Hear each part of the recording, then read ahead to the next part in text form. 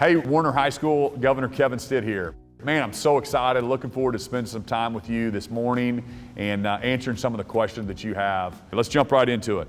So, question number one, Laney and Sadie said, Governor Stitt, thank you for signing the bill that allows families who have a farm tax card to allow their kids at age 14 to get a driver's license permit to drive from school, work, and the farm.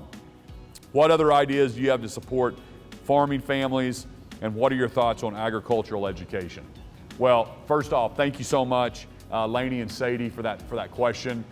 Man, when I was 14, if I could have driven legally, that would have been awesome.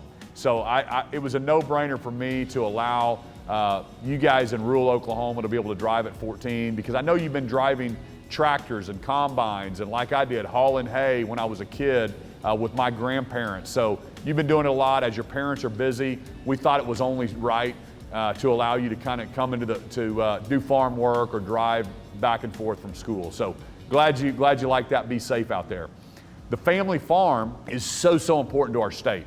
We literally feed the world right here from Oklahoma with our cotton industry, with our wheat industry. We're number 2 in cattle industry and calf production. So we just have some fantastic farming communities in Oklahoma.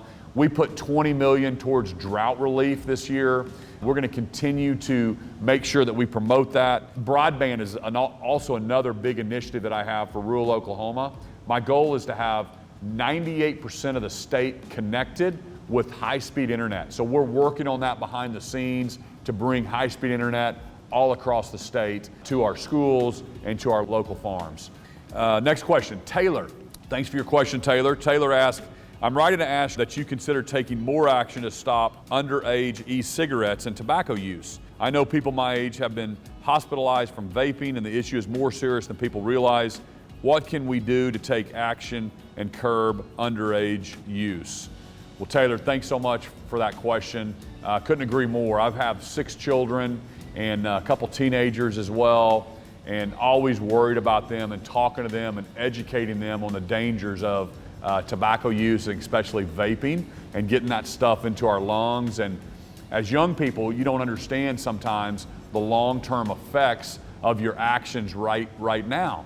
And I think we need to educate people, but the percentage of smoking is also down. This is something that's kind of exciting. It's down from 26% in 2011 to it's down to 15% today. Some of those trends and some of that education that we're doing through TSET, which is the Tobacco Trust Fund, they're educating people all over the state. That's working. But I believe it's up to adults. We have to set good examples. Also, we have 1-800-QUIT-NOW.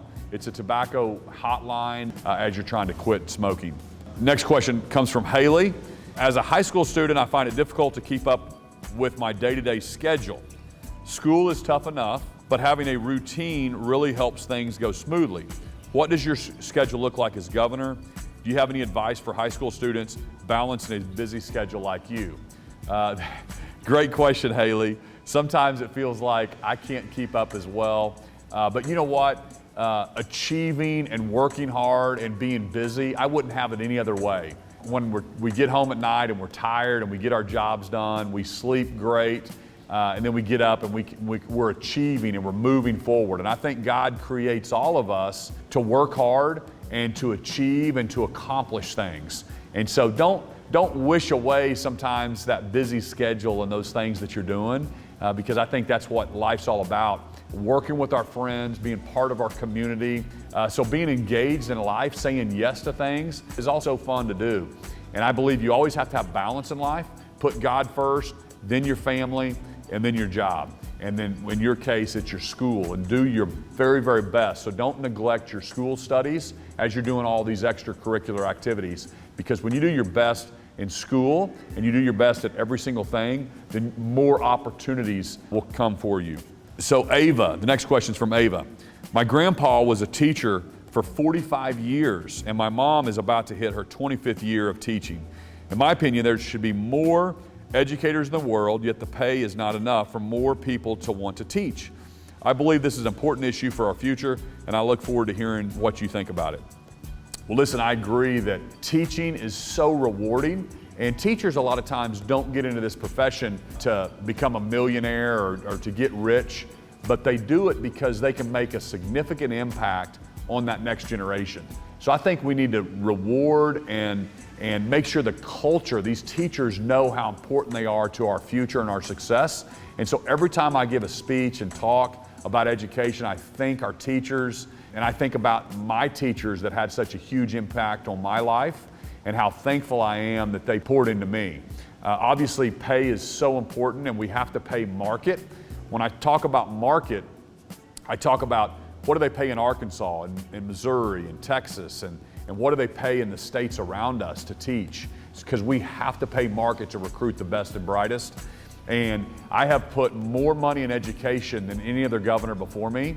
I've given our wonderful teachers a pay raise twice in my first 5 years. We gave education another 20% increase last year. So we're going to continue to invest in education because that's what all of us want. We want the best education for our young people. We also set up a fund where a teacher could make up to $100,000 a year, because what I was finding is our very best teachers were moving into administration and becoming principals or becoming superintendents. And we wanted to make sure that they could be mentor teachers and we could keep them in the classroom. And so we set up a program where we could pay teachers up to $100,000 a year to keep those mentor teachers in the classroom. So I think that's so important. Thanks for your question. And tell your grandpa and your mother, thanks for what they're doing, pouring into that next generation. The next question comes from Kelsey.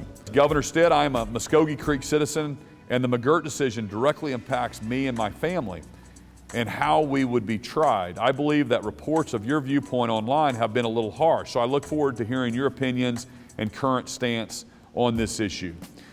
Yeah, so the McGirt decision, I'm glad you understand this. Basically, the McGirt decision said that we still have reservations in our state. They were never disestablished like we thought they were at statehood. Actually, everybody has been operated that we don't have reservations since 1907, since statehood. And that's what I still believe. But the Supreme Court said that for the major crimes, we still have reservations. So what does that mean? That means that you're exactly right. Let's say an Indian steals your car and you're a Muskogee Creek, then the state of Oklahoma can't prosecute that person. When you call 911, technically you are in a different jurisdiction. You're an Indian and you have to call the Muskogee Creek Nation to prosecute your crime. So I think that's a problem. I'm actually a member of the Cherokees, and we love our Indian community. They're all our neighbors, they're our friends. So that's the big rub right now, is some people are pushing, some tribal governments are saying that they don't want the state of Oklahoma governing the eastern part of our state. As governor of all 4 million Oklahomans, I don't think that's a good strategy long-term for our state. That's why I'm fighting so hard for one set of rules, regardless of where you live and what your background is. The next question comes from Haley. Haley says, Governor Stitt, I admire the way you serve our state and the things you've done, like signing Senate Bill 613, which bans sex changes surgeries on minors. I know there are some people who probably don't like this, but I wanted to say thank you, because as Christians, we are supposed to be a light in this dark world. I look forward to hearing from you. Hey, thank you so much for that, Haley. I really appreciate that. Like you, I was raised in Oklahoma. I'm a fourth generation Oklahoman. I was taught my values from my parents, and my Christian faith is kind of how I see the world. And we have an obligation to protect our young people. So the bill that I signed and what I stand for is, if you're under 18, we're not going to let you to have a permanent gender-altering surgery. We're not against anybody, but if you're going to have an elective surgery, you're going to do that when you're an adult, and you're going to not do it with taxpayer money.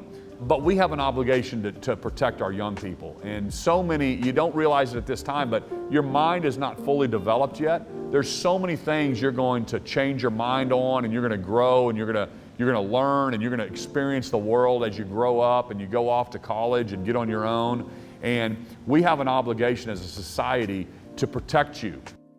It's so fun for me to spend some time with high schoolers today. I'll leave you with this. You can accomplish anything that you set your mind to do.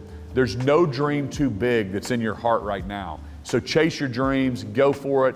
The American dream is alive and well right here from the great state of Oklahoma. God bless you. Thank you for allowing me to spend some time with you.